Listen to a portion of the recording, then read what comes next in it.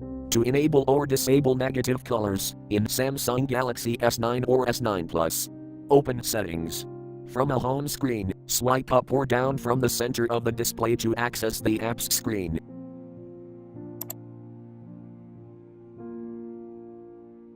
Tap Settings.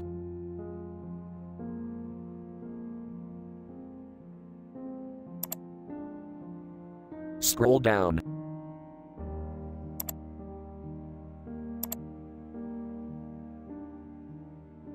Tap Accessibility.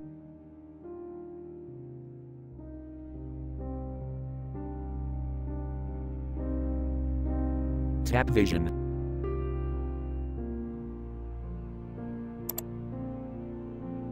Scroll down.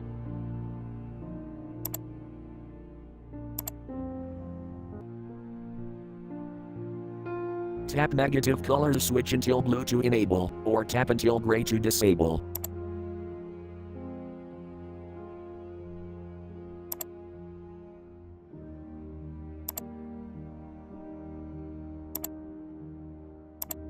Thank you for watching. Have a nice day.